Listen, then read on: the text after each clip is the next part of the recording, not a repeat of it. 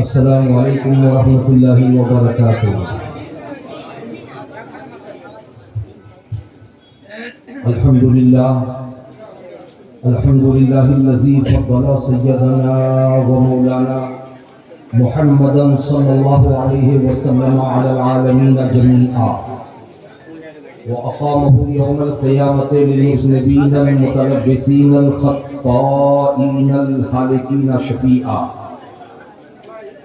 فصلى الله تعالى وسلم وبارك عليه وعلى كل من هو محبوب ومرضي لديه صلاة تبقى وتدوم بدوام الملك الحي القيوم، ونشهد أن لا إله إلا الله وحده لا شريك له، ونشهد أن محمدا عبده ورسوله بالهدى ودين الحق والسلام، أما بعد، فأعوذ بالله من الشيطان الرجيم، بسم الله الرحمن الرحيم، إنا نحن نزلنا الذكر وإنا له لحافظون، صدق الله مولانا العظيم وبلغنا رسوله النبي الأمين الكريم، ونحن على ذلك لمن الشاهدين والشاكرين والحمد لله رب العالمين۔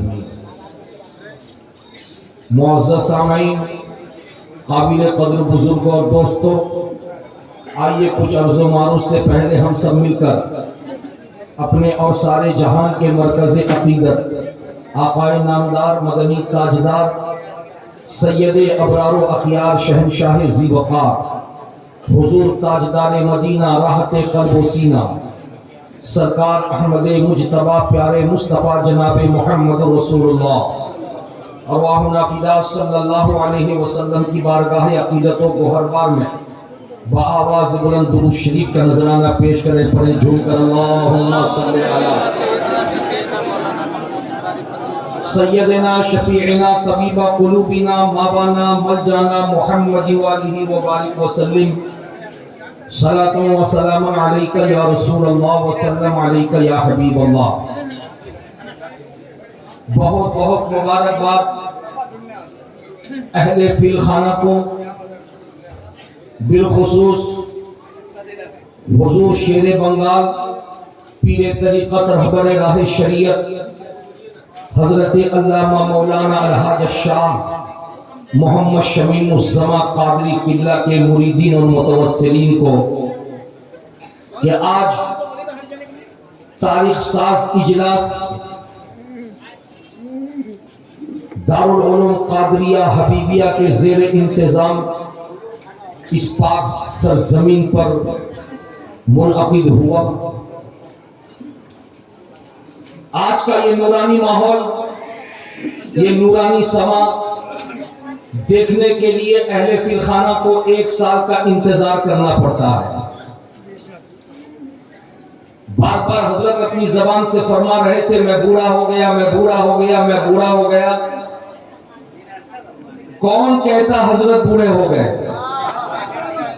بولو بھائی، آپ نے حضرت کی زبان سے بھی سنا اور پیش رو خطیب حضرت مولانا مفتی شہریار کی زبان سے بھی سنا، جسمانی طور پر انسان بوڑھا اور کمزور اور لاغر ضرور ہو جاتا ہے، مگر اس کے حوصلے اگر جوان رہتے ہیں تو اس کو بوڑھا نہیں کہا جاتا۔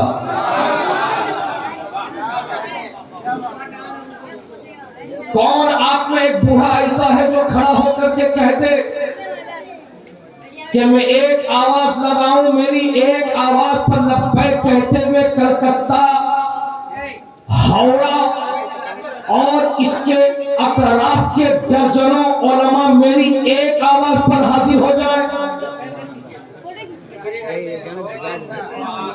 یہ خلوص ہے علامہ شیر بنگال کا، یہ پیار ہے شیر بنگال کا۔ میں نے اس گلی سے ہزاروں کرتا پاجامہ ٹوپی پہنے ہوئے لوگوں کو نکلتے ہوئے دیکھا ہے اور ہزاروں پینٹ شرٹ والوں کو بھی نکلتا ہوا دیکھا ہے، مگر جب نکلنے والے سے پوچھا ہے کہ تم جہاں سے نکل کے آ رہے ہو وہاں پہ گدی پہ بیٹھنے والے کو تم نے کیسا پایا، تو ہر نکلنے والا اپنی زبان سے ہی کہتا رہا کہ حضور شیر بنگلہ سب سے زیادہ مجھ سے محبت کرتے ہیں۔ جوان کی بھی یہی بولی ہے کہ سب سے زیادہ پیار مجھ سے، بوڑھے کے بھی یہی بولی ہے کہ سب سے زیادہ پیار مجھ سے، عالم بھی یہی کہتا سب سے زیادہ پیار مجھ سے، مقتدی بھی یہی کہتا سب سے زیادہ پیار مجھ سے، مرید بھی یہی کہتا سب سے زیادہ پیار مجھ سے۔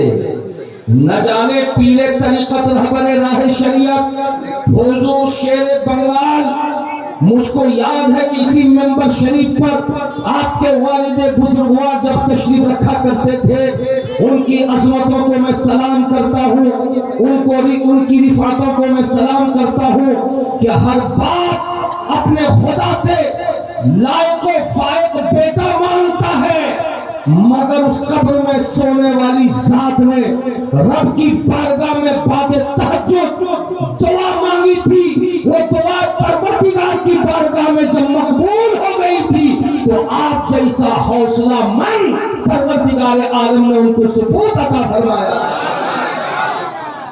آج صرف اور صرف فیلخانہ کی دھرتی یا ہاوڑہ کا پاکیزہ ماحول آپ کو نہیں جانتا، آپ کو نہیں پہچانتا۔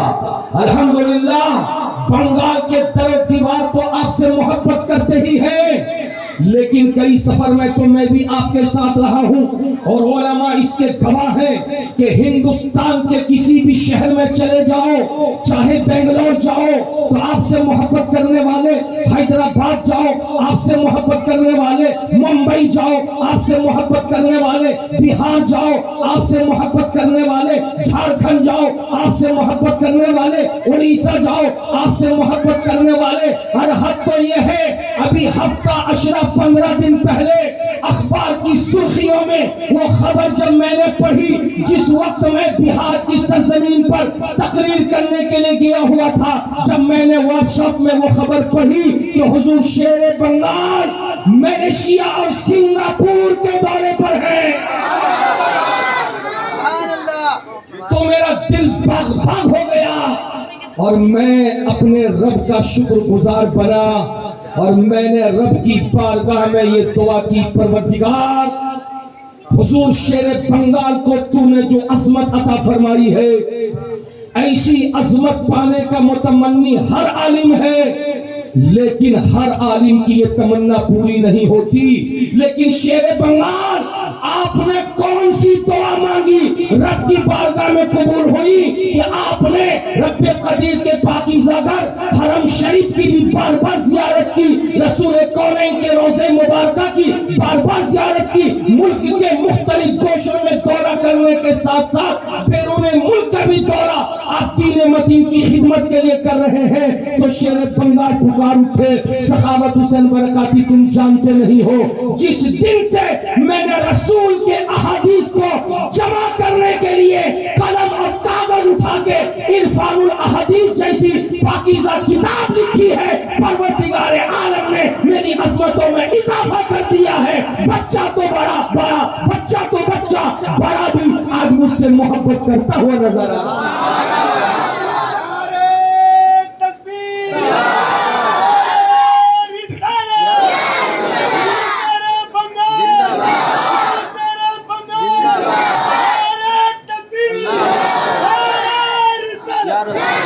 دارالعلوم قادریہ حبیبیہ برسہ برس سے دین کی خدمت کا کام انجام دیتا نظر آ رہا ہے۔ حضرات ہر اسکول میں نصاب متعین ہوتا ہے، اس نصاب کے تحت تعلیم دی جاتی ہے، لیکن اے قادریہ حبیبیہ تیرا کیا نصاب ہے؟ تیرا کیا نصاب ہے؟ تیرے اندر رہ کر کے سینکڑوں بچے کیا پڑھتے ہیں؟ یہ 14 لوگوں کا اسٹاف، علامہ شرف الدین، علامہ شہروز، علامہ بلال، علامہ سرفراز اور دیگر اساتذہ آج اس دارالعلوم قادریہ حبیبیہ کے چہار دیواری کے اندر رہ کے کیا پڑھاتے ہیں؟ تو محبت آواز دے گی، اللہ کا مقدس قرآن پڑھاتے ہیں۔ جو ان کے بول لو سبحان اللہ۔ قرآن حفظ کرنے والے ہو تو ان کا بھی نصاب قرآن، تجوید سے پڑھنے والے ہو تو ان کا بھی نصاب قرآن، عالمیت اور فضیلت پڑھنے والے ہو تو ان کا بھی نصاب قرآن. جو یاد کر لیا قرآن وہ حافظ بنا, جو تجوید کے ساتھ پڑھا وہ قاری بنا, جو تفسیر کے ساتھ پڑھا وہ عالم اور فاضل بنا. اور عالم فاضل بنانے کے لیے چاہے علماء کی اچھی ٹیم, وہیں پہ تجوید پڑھانے کے لیے قرآ کی ایک پاکیزہ ٹیم جس میں قاری کلیم اور ابھی پیشوا قاری توفیق کی تلاوت آپ نے سنی, اور حفظ پڑھانے والے ہمارے یہ حفاظ. لیکن باوجود اس کے آج ہندوستان میں ایک لہر چلی ہوئی ہے کہ قرآن پاک کی عظمتوں کا کیا ہوگا. ہر چہا جانب قرآن کے خلاف بولا جا رہا ہے, ہر چہا جانب قرآن کے خلاف بکواس کیا جا رہا ہے, ہر چہا جانب قرآن کے خلاف دوسروں کی ذہن سازی کی جا رہی ہے.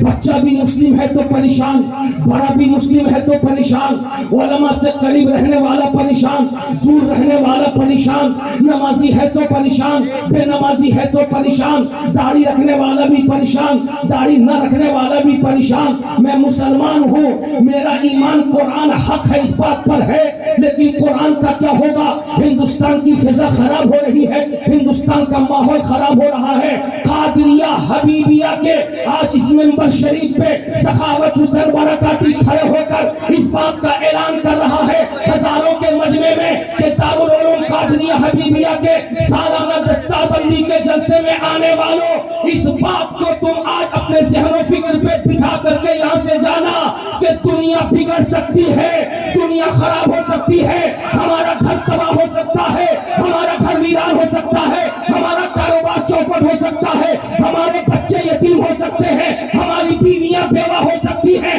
ہماری جان جا سکتی ہے, مگر قرآن 1400 سال سے جیسا تھا ویسا ہے اور انشاءاللہ ہمیشہ ویسا ہی رہے گا.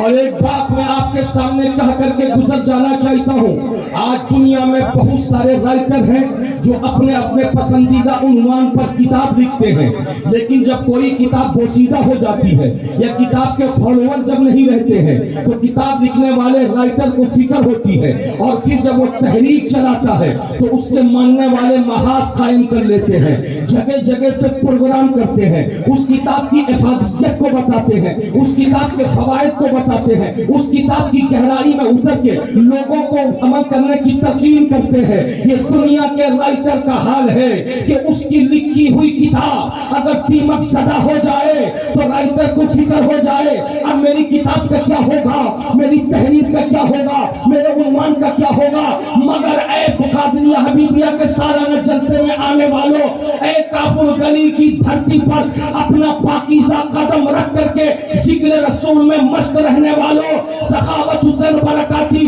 ذمہ داری کے ساتھ کہتا ہے کہ دنیا دار جب رائٹر بنتا ہے تو دنیا دار کو اپنی کتاب بچانے کی فکر ہوتی ہے, مگر قرآن ہے کہ قرآن ایسی عظیم کتاب ہے کہ اس کا رائٹر نہ آپ ہو, اس کا رائٹر نہ میں ہوں, اس کا رائٹر نہ مفسر ہے, اس کا رائٹر نہ محدث ہے, اس کا رائٹر نہ کوئی نبی ہے, اس کا رائٹر نہ غوث ہے, اس کا رائٹر نہ کوئی کتب ہے, اس کا رائٹر نہ خواجہ ہے, اس کا رائٹر نہ کوئی ولی ہے, اس کا رائٹر نہ عالم ہے, اس کا رائٹر نہ مفتی ہے. نہیں, قرآن وہ پاکیزہ کتاب ہے کہ جس کا رائٹر کوئی نہیں بلکہ قرآن خدا کا کلام ہے, اور خدا اپنے کلام کے بارے میں فرماتا ہے اِنَّا نَحْنُ نَزَّلْنَا الذِّكْرَ وَإِنَّا لَهُ لَحَافِظُونَ. قرآن کو ہم نے نازل کیا ہے اور قرآن کی حفاظت ہم ہی کرتے ہیں.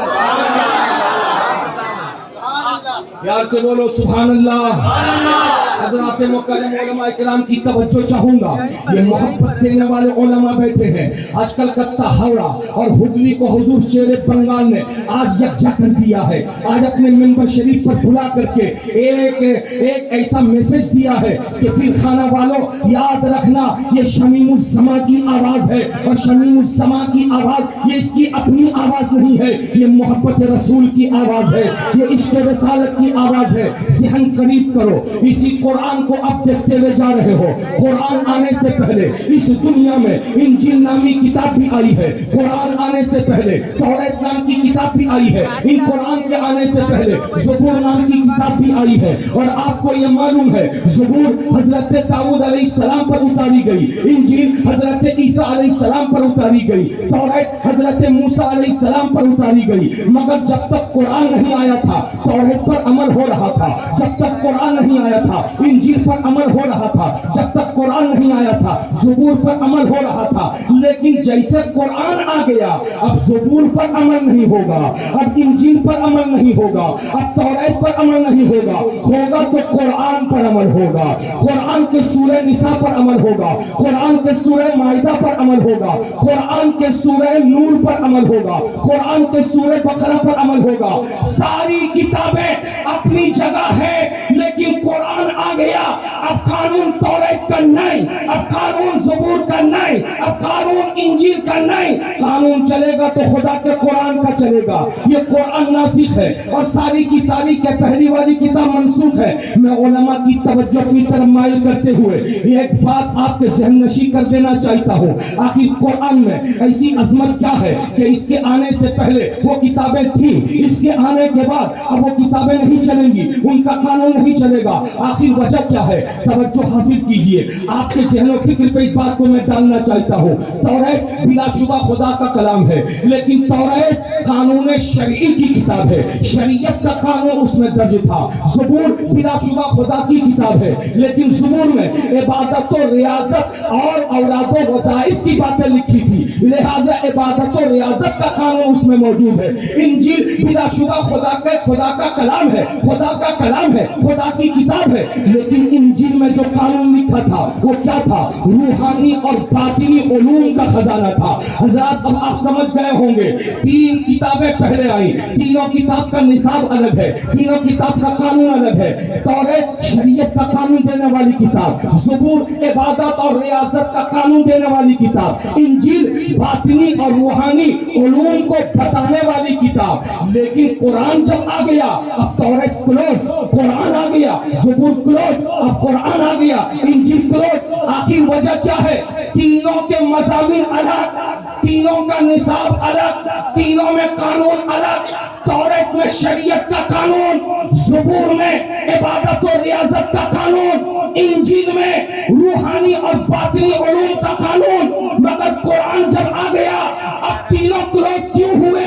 وجہ یہ ہے کہ قرآن کو خداوند قدوس نے اس قدر پاکیزہ بنایا ہے کہ قرآن کے آنے سے پہلے جو کتابیں تھی اور جو علوم تھے اللہ تعالیٰ نے سارے علوم کو قرآن میں جمع کر دیا ہے. اور جب سارے علوم قرآن میں آ گئے ہیں لہذا قرآن کے آنے کے بعد توریت کی ضرورت نہیں, قرآن کے آنے کے بعد انجیل کی ضرورت نہیں, قرآن کے آنے کے بعد زبور کی ضرورت نہیں. قرآن کو دیکھتے ہوئے چلے جاؤ, شریعت کا قانون قرآن میں ہے, طریقت کا قانون قرآن میں ہے, حقیقت کا قانون قرآن میں ہے, معرفت کا قانون قرآن میں ہے, فقہ کا علم قرآن میں ہے, اصول فقہ کا علم قرآن میں ہے, فلسفہ کا علم قرآن میں ہے, منطق کا علم قرآن میں ہے, تاریخ کا علم قرآن میں ہے, جغرافیہ کا علم قرآن میں ہے. کون سا وہ علم ہے جو قرآن میں نہیں ہے؟ لہذا جب تک قرآن نہیں تھا توریت پر عمل تھا, قرآن نہیں آیا تھا تب تک انجیل پر قانون پر عمل تھا, قرآن نہیں آیا تھا زبور پر عمل ہو رہا تھا. قرآن آ گیا اب کسی کا قانون نہیں چلے گا, چلے گا تو قرآن مقدس کا قانون چلے گا. پیار سے بولیے سبحان اللہ, ہاتھوں کو لہرا کے بولیے یا رسول اللہ. اس لیے میرے بزرگ اور دوستو آج آپ قرآن کی محبت میں یہاں آئے ہیں. بولیے نا بھائی, قرآن کی محبت میں آپ یہاں آئے ہیں, آپ قرآن کی عظمتوں کو دیکھ رہے ہیں, لیکن یہ عظمتیں ایک لگتی ہوئی بات میں آپ سے کہنا چاہتا ہوں، یہ عظمتیں کیا علماء تک محدود رہیں گی؟ یہ عظمتیں کیا مدرسے کے بچوں تک محدود رہیں گی؟ یہ عظمتیں کیا مولوی مولانا تک محدود رہیں گی؟ یہ عظمتیں کیا صرف نمازیوں تک محدود رہیں گی؟ آپ کے گھر میں کوئی مر جائے تو قرآن پڑھنے کے لیے مدرسے کے بچے جائیں، آپ کے نئے گھر کا افتتاح ہو قرآن پڑھنے کے لیے مدرسے کے بچے جائیں، آپ کے نئی بلڈنگ کا افتتاح ہو قرآن پڑھنے کے لیے مدرسے کے بچے جائیں، بلا شبہ ایک مرتبہ نہیں انیک مرتبہ مدرسے کے بچے جائیں گے، لیکن یہ قرآن کو مدرسے تک تم محفوظ مت رکھنا، اس قرآن کو مدرسے کی چہار دیواری میں بند مت کر دینا، اس قرآن کو صرف علماء کے لیے خاص مت کر دینا، بلکہ قرآن تو ہر طبقے کی رہنمائی کے لیے آیا تھا، اس لیے اپنے گھر میں بھی قرآن کی تلاوت کا ماحول بنانا، تاکہ گلی کوچے سے جب کوئی گزر جائے تو اس کے کانوں تلے فلمی گانے نہ آئے، قرآن کی تلاوت کی آواز آئے۔